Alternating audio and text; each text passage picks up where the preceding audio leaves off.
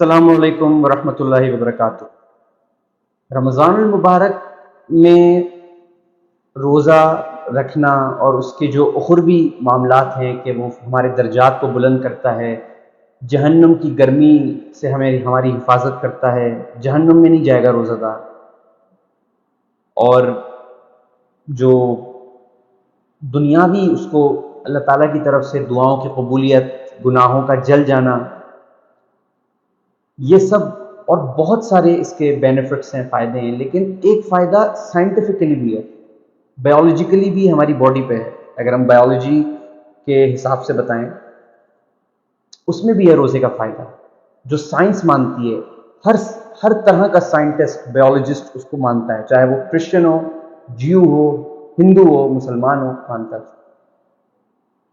کہ سال میں لازمی طور پہ ایک مہینہ، ایک ساتھ یا الگ الگ، ایک مہینہ پورے 365 دن میں 30 دن ایسے ہونے چاہیے جس میں انسان اپنی ڈائٹ کو کم کر دے، بالکل کم کر دے۔ یہ نہیں کہ سحری میں ملٹی پلائی ہو کے کھا رہے ہیں، افطاری میں جیسے پتہ نہیں احسان کر دیا ہم نے کوئی، نہیں، میانہ روی کے ساتھ۔ ان کی ایک تھیوری ہے، ریسرچ ہے کہ لازمی باڈی کو ایسی ضرورت ہوتی ہے سال میں ایک دفعہ۔ وہ انشاءاللہ اس کی ڈیٹیل میں کبھی پھر انشاءاللہ بتاؤں گا، اللہ تعالیٰ توفیق دے۔ ابھی ہم موضوع پہ رہتے ہیں کہ بایولوجیکلی اس کے فائدے ہیں، ہماری صحت، ویٹ کم ہوتا ہے، ویٹ لاس ہوتا ہے، جو تمہاری باڈی کے اندر چربی ہوتی ہے، فیٹ، وہ کم ہوتا ہے۔ پھر ہمارا جو امیون سسٹم ہے وہ اچھا ہوتا ہے، روزے جو رکھتا ہے شخص۔ لیکن اس میں ایک چیز آ جاتی ہے کہ صرف روزہ رکھنا اس کا وہ نہیں ہے ریکوائرمنٹ۔ دوسری ریکوائرمنٹ، اور روزے سے بڑی مشکل ریکوائرمنٹ یہ ہے کہ اپنا ہاتھ روکنا، یہ نہیں رکتا۔ سحری میں تو آپ صلی اللہ علیہ وسلم سے سالن بھی ثابت ہے، آپ صلی اللہ علیہ وسلم نے پسند فرمایا سالن کو، کھجور کو، دودھ کو، پانی کو۔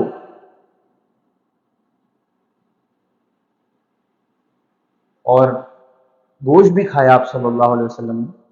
لیکن ہمارے ہاں سحری میں کولڈ ڈرنکس بھی ہوتی ہیں، ہمارے ہاں سحری میں پراٹھے بھی ہوتے ہیں، گھی کے، آئل شدید، ایک تو ہوتا ہے دیسی گھی، ایک ہوتا ہے آئل بازار کا۔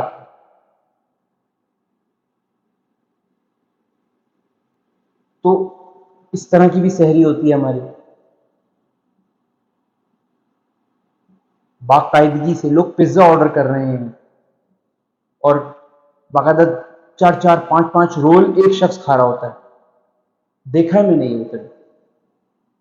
ایک شخص 4 4 رول، 5 5 رول، جو چکن رول ہوتے ہیں بازار کے، وہ رول نہیں جو ہمارے افطار میں ہوتے ہیں، وہ نہیں، جو باہر کے باربیکیو ٹائپ کے رول ہوتے ہیں، زنگر برگرز کھا رہے ہیں سحری میں۔ پھر پورا دن اس کی ڈکاریں آنا، 5 5 6 6 بجے تک، اور اس وجہ سے سستی، کیونکہ وہ پیٹ میں ہے تو باڈی ڈائجسٹ بھی کر رہی ہے، اتنا اوور لوڈ کر لیتے ہیں کہ سونے سے بھی وہ ہضم نہیں ہوتا، 8 10 گھنٹے کی نیند، 12 گھنٹے کی نیند پہ بھی ہضم نہیں ہوتا، نماز پڑھ لی تب بھی ہضم نہیں ہو رہا۔ 6 بجے تک وہ بیچارہ ڈائجیشن میں ہی لگا ہوا ہے میدا، جس کو ریسٹ کرنا چاہیے تھا، جو روزے کا اصل مقصد تھا وہ کہیں اور رہ گیا، اور وہ ڈائجیشن میں لگا ہوا ہے، سارے آرگنز اپنے ورک کر رہے ہیں، فائدہ کیا؟ ان کو تو ریسٹنگ پوزیشن دینی تھی نا تھوڑی سی۔ جبکہ سحری اتنی ہونی چاہیے کہ ہمیں دوپہر 12 1 بجے سے بھوک لگنی شروع ہو جائے۔ اس کا ریزن ہے، کوئی غلط چیز نہیں ہے، اس کا ریزن یہ ہے کہ جب ہمیں بھوک لگتی ہے اور ہم کسی بھی وجہ سے کھانا نہیں کھاتے تو ہماری باڈی کا جو بیکٹیریا ہوتا ہے وہ ہماری باڈی کے اس بیکٹیریا کو کھانے لگتا ہے کہ جو بیکٹیریا ڈیزیز پیدا کرتا ہے، بیماری پیدا کرتا ہے، چاہے وہ کینسر ہو، چاہے وہ ٹیومر ہو، چاہے وہ کوئی انفیکشن ہو۔ اللہ تعالیٰ ہم سب کو ان بیماریوں سے محفوظ رکھے، اور ہمیں ناگہانی بیماریوں سے اور ایسی خبروں سے محفوظ رکھے۔ لیکن ان بیکٹیریا کیا کرتا ہے کہ جب اس کو کھانا نہیں ملتا تو وہ بیکٹیریا کھانے لگتا ہے جو ڈیزیز پیدا کرتا ہے۔ اس کو ختم کر لیتا ہے کھا کے. اور اس طرح ہماری باڈی سے جو بیکٹیریاز ہوتے ہیں وہ فلٹر آؤٹ ہو جاتے ہیں، ختم ہو جاتے ہیں، ڈسٹرائے ہو جاتے ہیں، وہ بیکٹیریا جو نقصان پہنچانے والے ہوتے ہیں. اب ہم 6 بجے تک ڈکار ہی لیتے رہیں گے تو بیکٹیریا کو ضرورت ہی نہیں ہے وہ بیکٹیریا کھانے کی جو ڈیزیز پیدا کرتا ہے، بلکہ الٹا بیکٹیریا اور کریٹ ہوگا، بیماریوں پیدا کرنے والا جو بیکٹیریا ہے اس کے جو ٹاکسنز ہیں. تو تھوڑی سی اپنے اندر ہمیں برداشت لانی ہوگی کہ روزہ بھوک اور پیاس کو کے برداشت کا نام ہے. کولڈ ڈرنکس سحری میں چل رہی ہوتی ہیں. اب کھانا ہضم ہو گیا، چلیں سو گئے رات میں، سحری کے بعد سو گئے. سحری کے بعد یہ تو نہیں ہوتا نا سحری کے بعد فجر سے لے کے روزہ کھلنے تک جاگ رہے ہیں، ایسا تو نہیں ہوتا. سوتے ہیں، جب سوتے ہیں فجر کے بعد تو باڈی ڈائجیشن شروع کرتی ہے. چلیں ہاتھ ہلکا رکھا تھا، کولڈ ڈرنک بہت پی لی، ڈائجیشن ہو گئی. کولڈ ڈرنک کی تو نہیں ہوئی تھی جلدی، کولڈ ڈرنک میں شوگر ہے، وہ ہارڈ ہے، ڈائجسٹ ہونے میں وقت لگتا ہے. اب سوئیں گے، حاجت کے لیے جائیں گے تو کولڈ ڈرنک بھی پاس آؤٹ ہو جائے گی، کھانا بھی ڈائجسٹ ہو جائے گا. لیکن اگر کھانا سوتے میں ڈائجسٹ ہو گیا، جو کہ ہو جاتا ہے، تو کولڈ ڈرنک میدے میں، پیٹ میں کولڈ ڈرنک رہے گی جب تک اٹھتے نہیں ہیں، جب تک حاجت کے لیے نہیں جاتے. کیا حل کرے گی ہمارے میدے کا؟ اکیلے جب کولڈ ڈرنک ہوگی، اکیلے تو چائے تک پینا منع ہے خالی پیٹ. تو اپنی سحری پہ ہمیں کنٹرول رکھنا ہے. افطاری میں سموسے، گرم سموسے، اچھا اس میں اتنے فریز پانی اور شربت پیے جاتے ہیں افطاری میں. مطلب ایک جگہ پہ میں موجود تھا، وہاں پہ ہوا یہ کہ جنہوں نے شربت بنایا تھا وہ اتنا میٹھا ہو گیا تھا، مشہور ہو گیا کہ وہ میٹھا ہے. کسی چھوٹے بچے نے جس کا روزہ نہیں تھا اس نے کہا انتہائی میٹھا ہے، شوگر لیول بہت ہے اس میں، شوگر کنٹینٹ جو ہے. ہم نے کہا چلو صحیح ہے، کوئی بات نہیں. اب وہ نکلا تو اتنا فریز تھا وہ، مطلب لکوڈ تھا لیکن اس میں برف بھی بہت تھی. تو جب اس کو پیا تو مجھے تو اس کی شوگر کنٹینٹ بالکل فیل نہیں ہوئی. یعنی اس میں اتنی برف مل چکی تھی کہ وہ چینی بھی اس میں ڈائلیوٹ ہو گئی بالکل. سوچے کتنی برف ہوگی اور کیا حشر کرے گی وہ ہمارا. اوپر سے اسی ٹھنڈے پہ گرم سموسے، گرم رول، گرم پکوڑے، کچوریاں گرم. یہاں کہتے ہیں کہ آپ چائے پیئیں تو 15-20 منٹس کا بریک دیں، پھر نہانے جائیں. اور باڈی میں اتنی جلدی سے جو پچھلے 15 گھنٹے سے ریسٹ پہ تھی اس میں ایک دم سے سب چیزیں. آپ صلی اللہ علیہ وسلم کھجور سے افطار کھولتے تھے، 2 کھجور، 1 کھجور، اور آہستہ آہستہ پانی پیا کرتے. ہم ایک سانس میں پی لیتے ہیں، پھر پیاس نہیں بجھتی، پھر پانی لیتے ہیں، پھر پیتے ہیں. اچھی بات ہے پانی پینا، لیکن اسے سنت کے حساب سے پئیں. حدیث شریف میں آتا ہے کہ آپ صلی اللہ علیہ وسلم نے فرمایا پانی 3 سانس میں پیو، اس سے تمہاری پیاس بجھ جائے گی چاہے پانی کتنا ہی ہو، اور بھوک بڑھ جائے گی. افطار اتنا، افطار میں پیزا آرڈر ہو رہا ہوتا ہے، افطار میں برگرز آرڈر ہو رہے ہوتے ہیں، سحری میں نہیں ہو سکے افطار میں کر رہے ہوتے ہیں.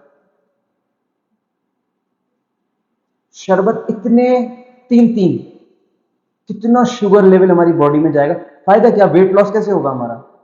ہماری باڈی کا امیون سسٹم کیسے ایکٹیو ہوگا؟ اب وہ ڈائجسٹ کرتا ہے 1-1.5 گھنٹے میں، ڈائجسٹ کرتا ہے، ڈائجسٹ کرتا ہے، انرجی لگتی ہے ڈائجیشن میں، ظاہر ہے. عشاء میں نیند آنی شروع ہو گئی، تراوی تو دور، عشاء بھی رہ جائے گی، اب خطرہ عشاء کا بھی خطرہ آ جاتا ہے. تو اس لیے یہ کہا جاتا ہے کہ افطاری بہت بیلنس کریں، اتنا کہ آپ کا پیٹ گنجائش رہے. پھر آپ تراوی پڑھیں، عشاء کی نماز پڑھیں، پیٹ خالی ہو جائے گا، ہضم ہو جائے گا. تو آپ کھانا کھا لیں، اور کھانے پہ، اچھا پھر کھانے پہ صحیح سے پراپر ہاتھ صاف کیا جاتا ہے. 11-11:30 بجے، 11 بجے نماز پڑھ کر آئے، تراوی پڑھ کر آئے.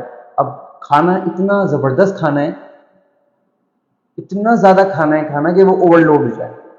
اوور لوڈ ہو گیا تو اب وہ 3، 3:30، 4 بجے تک تھوڑا سا ٹہلنے کا، واک کرنے کا، ایکسرسائز کا تو ہمارے یہاں رجحان نہیں ہے، سوائے کچھ لوگوں کے، عقل مند لوگوں کے. تو وہ سحری کے ٹائم اب کھایا نہیں جا رہا، کچھ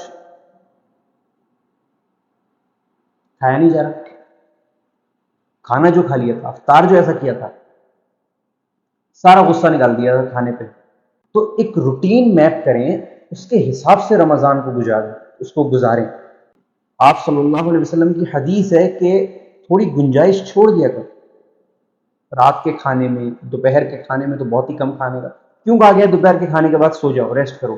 کیونکہ پیٹ فل نہیں کرنا. سنت سے ثابت ہے، سیرت سے ثابت ہے کہ کھجور آپ صلی اللہ علیہ وسلم دوپہر میں کھاتے تھے. بہت ہوا تو کوئی سالن آپ نے نوش فرمایا، ورنہ کھجور سے دوپہر کا کھانا ہوتا تھا. اتنی ہم دوپہر میں چیزیں نارمل روٹین میں بھی بھر لیتے ہیں، پھر لیٹ جاتے ہیں سونے کے لیے. اس صورت میں تو سونا زہر ہے. تو وہ افطاری کرنی ہے جو نبی صلی اللہ علیہ وسلم نے جس پر زور دیا، کریں. اس زمانے کے حساب سے آج بہت چیزیں الگ الگ ہیں کھانے کی، افورڈیبل بھی ہیں، کریں. لیکن کچھ گیپ دیں، کچھ بریک دیں. اور کولڈ ڈرنکس تو بالکل نہیں کریں، تو زہر ہیں وہ تو. کھجور آپ صلی اللہ علیہ وسلم کھجور سے وہ روزہ کھولتے تھے، دودھ پیتے تھے. شہد استعمال کر لیں، روٹی استعمال کر لیں، یا اگر آئلی چیزیں وہ ایک لمٹ میں اس کو استعمال کریں.